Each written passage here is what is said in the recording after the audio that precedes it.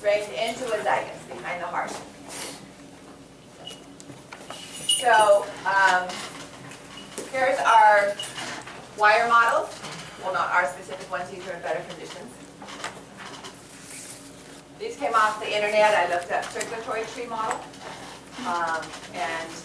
There's a site for they are labeled on this side. So remember, you have to keep a track, kind of drill into the students, figure out where you are. Are you front, back, lateral, medial? All right.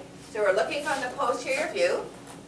Notice how the posterior, the thoracic aorta is really more posterior than it is to the left, even though I draw it that way. These are the posterior intercostal arteries coming out the back of the aorta, those little dotted lines that I drew in lecture. And here we have this is going to be the superior vena cava side, because if we face this way, this is going to be coming up the right chest wall. So you're going to have azygos draining into superior vena cava, and here is hemiazygos crossing over to drain into it. And that occurs behind the heart. All right, so we have no large vessel draining the venous drainage of the chest wall. That's why we need the azygos structures. All right, now let's look at the venous system, the inferior vena cava.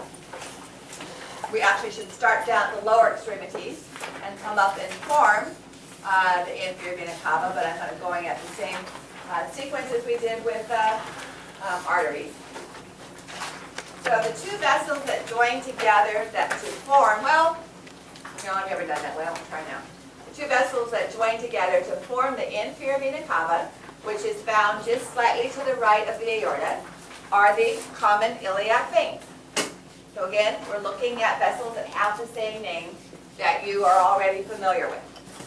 We have inferior mesenteric veins, and gonadal veins, and renal veins, gastric veins. We have all the same veins for arteries as we did, that we discussed on Thursday and Friday, except we don't have a celiac vein. Remember how the celiac trunk has 3 branches? We don't have a celiac vein. Right? And where our veins drain into is slightly different. So our superior mesenteric artery is a branch of the aorta. The superior mesenteric vein does not drain into the inferior vena cava, because we set up a portal system, and it's a venous portal system. I mentioned it a little bit on Friday. This is because our absorbed digestive material, amino acids and glucose primarily, not lipids, are taken from the digestive tract to the heart, from the digestive tract to the liver before they go to the heart. The liver is the largest gland inside the body, and it gets first dibs at those nutrients. The umbilical vein, as we'll see a little bit later, sends its nutrients from the maternal blood directly to the liver as well. All right, so we're going to drop the celiac trunk, and instead we're going to add a portal vein. All right? The other vessels are in slightly different places, but they have the same names, and for the most part, they travel with the arteries by those names. So let me draw the beginning of the inferior vena cava.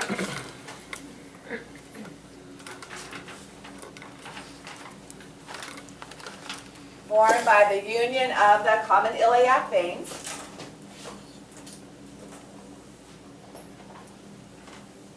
And passes up again through the diaphragm. There's actually an opening in the diaphragm for the inferior vena cava. The diaphragm crosses over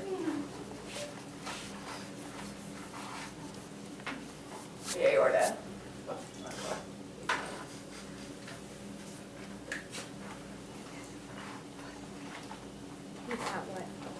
All right, so I'm just going to write names rather than trying to keep up with numbers there.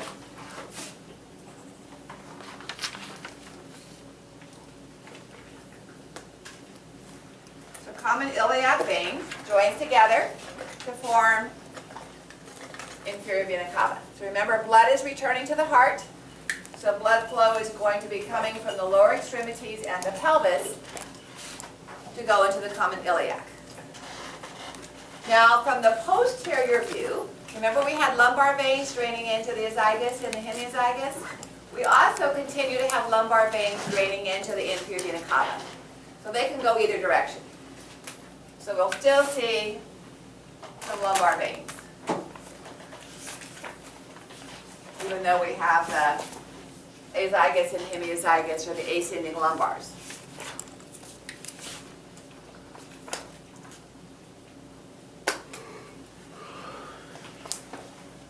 All right, in the arterial system, the next vein to come into the artery to go off was the inferior mesenteric artery.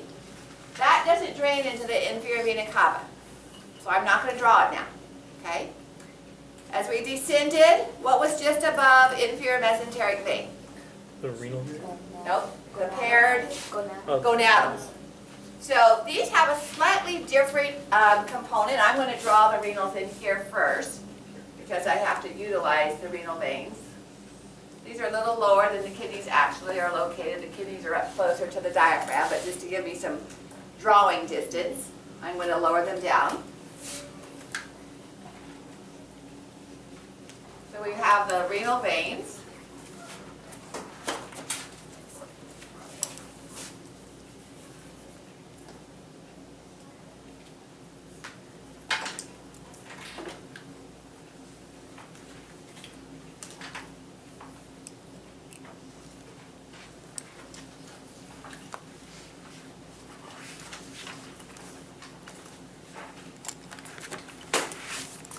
And the gonadal veins are different on the right side than they are on the left.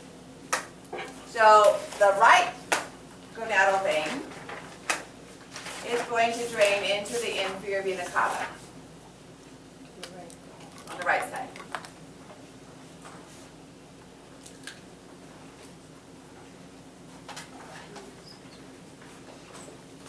On the left side, it drains into the renal vein. Doesn't go into the inferior vena cava.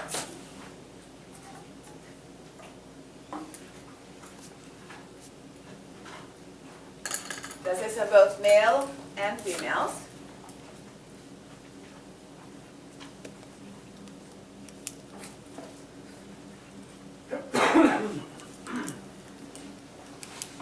Then we had our adrenal gland, or suprarenal gland.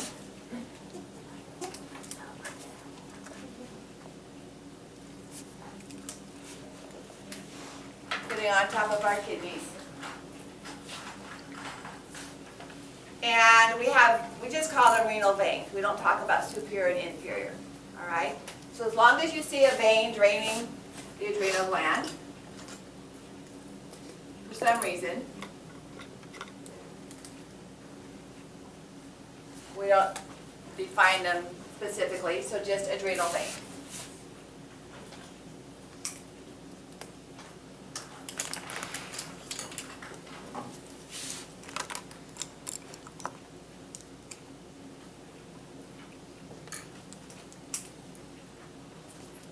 For the arterial system, what would the next vessel be? Is that the ciliary trunk? Ciliary trunk, well no, before we get to, below that, going to the small intestine and the ascending colon, Inferior. superior mesenteric vein. That doesn't drain into the inferior vena cava, nor does the gastric, nor does the splenic, all right? So the next thing that we're left with are the inferior phrenics, but just below those we have from the liver. We have a couple of veins draining in from the liver. From the top of the liver, not from the bottom.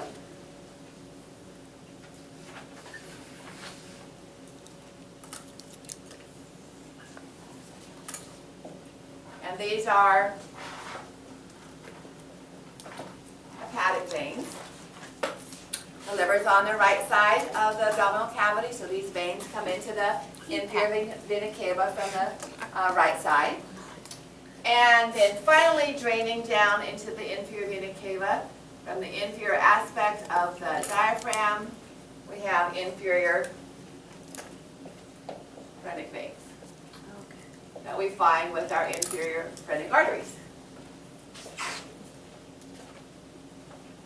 So if I were to ask you to identify which of the following, or all of the following except drain into the inferior vena cava, these are the vessels that I've drawn on the board that drain into the inferior vena cava. Lumbar veins, renal veins, hepatic veins, adrenal veins, inferior phrenic and right gonadal. Left gonadal does not. So left gonadal, along with our digestive veins, superior and inferior mesenteric and splenic and gastric and so on, are not going to drain directly into inferior vena cava. That blood will eventually get there via the hepatic veins. Okay? And since the left gonadal vein goes into the left renal vein, it also does not drain directly into the inferior vena cava. And there's no superior or inferior mesenteric. There is, but not into the inferior vena cava. Okay? The reason, again, is we're going to take all that blood and send it to the liver first. Okay? So I'm going to draw that system rather than superimpose it on top of what I have drawn here and make it look a little messy. I'm going to redraw that over here. All right? So here is our diaphragm with the inferior vena cava, and our liver, or a liver.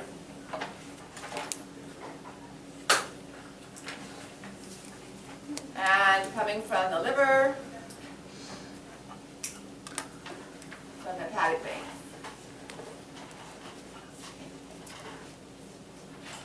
Now, inferior mesenteric vein, that was the first one that we missed.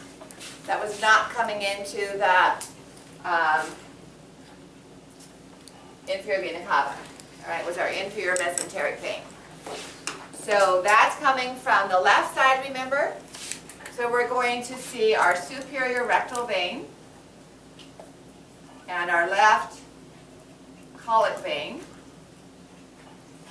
join to form inferior mesenteric.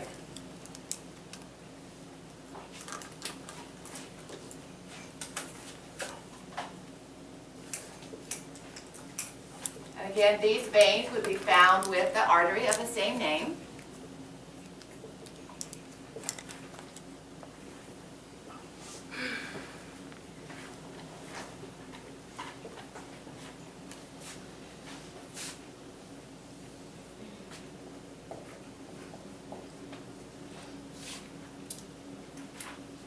The splenic vein is going to drain from the spleen. And it would be found for most of its distance with the splenic artery. So when you see the torso and you find the spleen over on the left side, you're going to have the splenic vein and splenic artery. Inferior mesenteric vein is going to drain up into the splenic vein. That's what it drains into. It's into the splenic vein.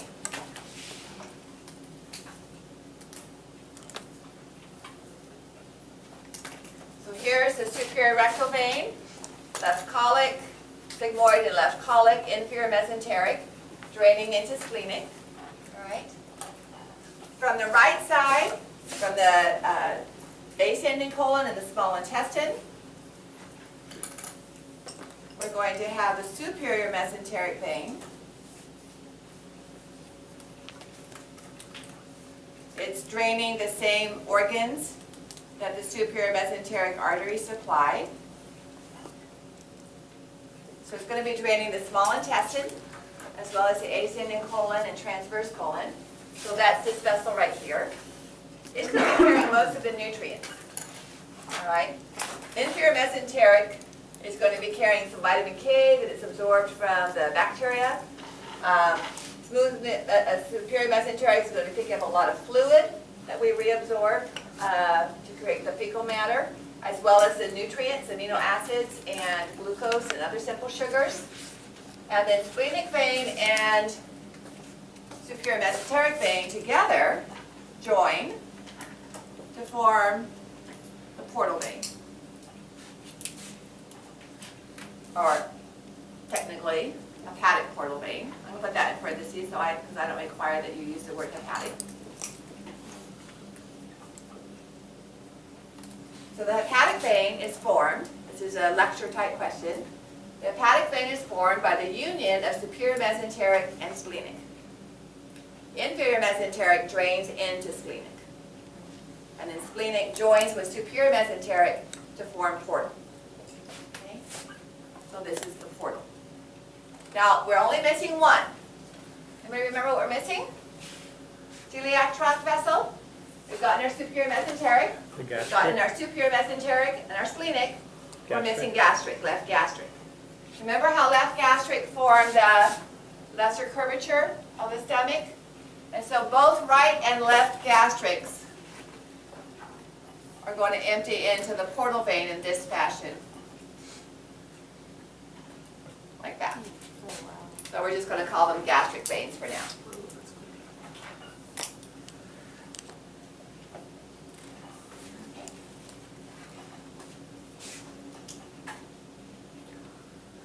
And that would be this diagram right here. You can see them coming from the stomach, Oh. right? So now we have blood that's rich in nutrients, rich in vitamin K and so on. And as you can see in this diagram here, it passes through the liver. And the liver has first dibs at removing whatever amino acids and simple sugars that it needs. Once that's done, obviously the rest of the body still needs nutrients. So it's not going to take all of it. But once that's done, it now is able to leave the liver via and enter the inferior vena cava from the top of the liver via the hepatic veins.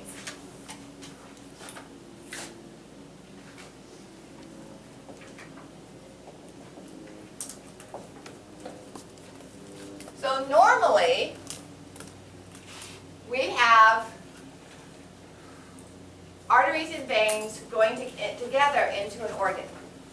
The arteries are carrying oxygenated blood and nutrients, and the veins are carrying away the waste. So superior mesenteric artery is going to go to the small intestine to deliver oxygen and nutrients to the structures and tissues of the small intestine. Inferior superior mesenteric vein is going to carry away the deoxygenated blood as well as being rich in the absorbed amino acids. So we have this flow, oxygenated in, deoxygenated out, all right? With the kidney, however, notice the separation of the hepatic vein and portal vein. Where's the hepatic artery going to go into the liver? Is it going to go with the hepatic vein or the portal vein? Say that again. Hepatic artery, the branch of the celiac trunk. How does it get into the liver? Does it come off of the aorta up here, or does it come off of the aorta down here? It comes off the ciliary trunk. The celiac trunk, which is down here. So, we have this unique system. We're coming off the celiac trunk. We're going to have our left gastric artery, our splenic artery, and our hepatic artery.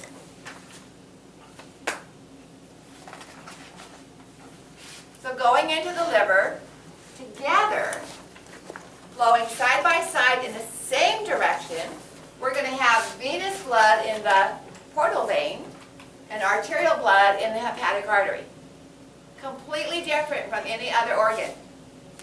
So, again, going in two out to my fingers, I have digital arteries coming back from my fingers, the blood flowing side by side in opposite directions. In this case, it's flowing in the same direction because they're both delivering components to the liver. What's the hepatic artery delivering? Oxygen, and as we'll see in the digestive system, lipids. The lipids, when they're absorbed from the digestive tract to travel in water, oil's not soluble in water, they're coated with proteins, LDLs and HDLs and so on. That's too large to get into the capillaries of the small intestine. So they'll go into the lymphatic system, what we talk about in our next unit. That empties into the subclavian veins and goes to the heart first. So arterial blood in the hepatic artery is going to be rich in oxygen and lipids, while the portal venous blood is going to be rich in amino acids and sugars, simple sugars. And both of them are delivering those components to the liver. What structure do we have? And I know we haven't done fetal circulation, but we've discussed these vessels when we talked about the placenta. What structure carries together in one vessel oxygen and lipids and amino acids and sugars? Umbilical artery? vein. Vein? Because it's coming away. That's what's coming back. Remember, it's under low pressure, so it has to be a vein coming back to the fetal heart. So the fetus, the umbilical vein, is also going to come into this same area where the portal vein and the hepatic artery are. Okay. So again, we lose one vessel, we lose the celiac trunk. We add the portal vein, but all the other vessels are the same. And at their organ, they're going to be found with their arteries. It's just because they bypass, that's what the word portal means, the inferior vena cava to go through the liver, that we see that different pathway. So in your PowerPoints, I've got a couple of different images. Here's one that I drew on the board on the right, showing the vessels associated just with the inferior vena cava. So we have our lumbar veins, our right gonadal and our left gonadal, renals and suprarenals, and then the hepatic veins and inferior phoenix. Right? Then we add the portal system, which is similar to the other diagram. We have our inferior mesenteric joining with splenic, our superior mesenteric joining with splenic to form portal, and here's our gastrics coming in. Now, ever heard of portal hypertension? No. When there's liver disease, hepatitis or cancer of the liver, cirrhosis of the liver, and the liver is inflamed, either because of tumor cells or because of increased connective tissue.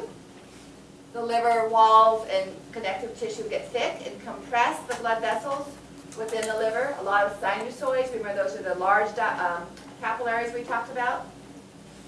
That causes pressure to back up. And so we have, it can back up into the portal vein. From there, it can back up into the gastric veins and esophageal veins. It can back up into our rectal veins. And it can even back up into the skin. And remember we talked about swollen vessels in the skin as varicosities. We can have varicosities in the esophagus that swell out into the lumen, and so these can cause bleeding. People cough up blood or bleed blood down into their digestive tract. Varicosities can be seen on the abdomen from portal hypertension. You can see here. That's known as Caput Medusa, from the Greek goddess with the long snakes for hair. All right, and that shows portal hypertension. All right, so some problem with the liver causing blood to back up. Portal hypertension, as we'll see when we get to the iliac vessels, can also result in hemorrhoids or any kind of increased abdominal pressure. Just because you have hemorrhoids doesn't mean it's portal hypertension. You can do that by straining at the bowel or giving birth to a child, or picking up something the wrong way and increasing abdominal pressure. And that's what these are located at, are these veins that we'll look at next. One of the bloodiest surgeries I've ever witnessed is removal of those hemorrhoids. So let's review the blood supply now in the pelvis. So some of you were, we were looking at Netter's diagram. So we talked about the blood supply to the pelvic region. And in the rectum, remember we had 3 blood vessels going to the rectum. I'll turn the lights on and let you guys take a picture before I diagram these again. But what blood vessel would A be? The superior rectal. Superior rectal artery coming off of inferior mesenteric. Here is, we're looking from the back, by the way, for the posterior view. So this is going to be common iliac artery. This is external iliac. This is internal iliac dropping down into the pelvis. Okay. So coming off of internal iliac, we have obturator artery passing through the obturator foramen. And then Right? This is middle rectal right here. You can see it coming to the middle rectum. And here is internal pudendal right here. inferior. And down here is inferior rectal coming to the lower rectum. Okay, so from this view, it makes it a lot clearer than the way I diagrammed it on the board. So I had a similar type diagram. Okay? So this is showing the same structure with veins. So we have the superior rectal vein. We have the internal iliac. This is going up to the inferior mesenteric. We have the internal iliac vein down inside the pelvis. Middle rectal vein draining into internal iliac. And inferior rectal vein draining into internal pudendal. And that's shown over here just a little bit more complicated with all the other components. So with high pressure, intra-abdominal pressure, or with portal hypertension, then blood can back up into inferior rectal and middle rectal. So inferior rectal leads to external hemorrhoids. So these are going to bulge out whenever, if you are constipated or after living boxes and these are already present, they're going to bulge out even more and can bleed when you have a bowel movement, create an itchiness. And you see medications for wiping that area that will help to shrink those vessels. That's to the inferior rectal. Up inside the anus, internal hemorrhoids can develop. All right, that would cause bleeding even though you don't feel any hemorrhoids externally, as those can be scraped raw. And that's due to dilation and varicosities of the middle rectal vein. Okay, so let's see if I want to go forward. I'll leave it on this. Go ahead and take a picture of the board.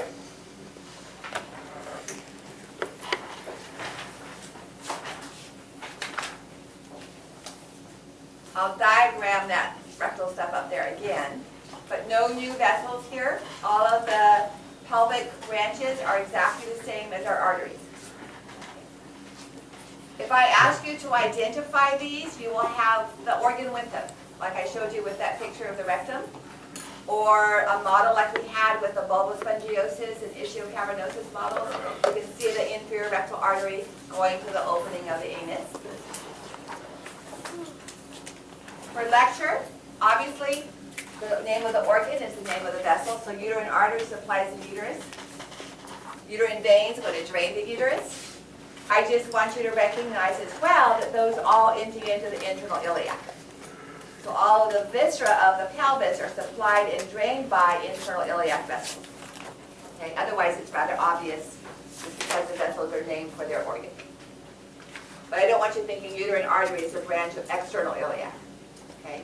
Those are all within the pelvis and they're branches of internal iliac. All right, everybody have an image? Okay.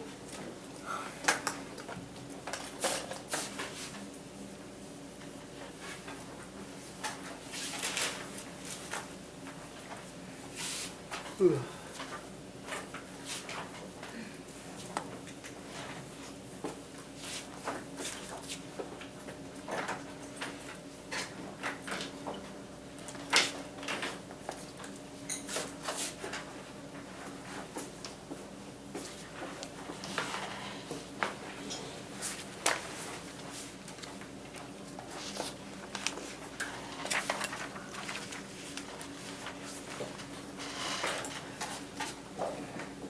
So the two common iliac veins join together to form the inferior vena cava. And the two common iliac veins themselves are formed by the union of internal iliac and external iliac.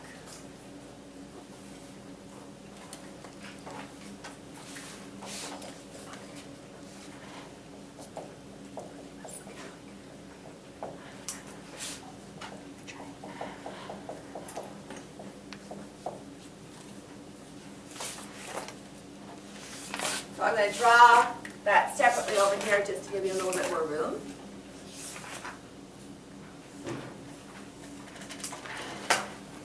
So we have the obturator vein. I'll come back and label each of these. We have the obturator vein traveling with the obturator artery, returning blood from the medial compartment of the thigh. We have internal pudendal coming back, and it would have given off inferior rectal.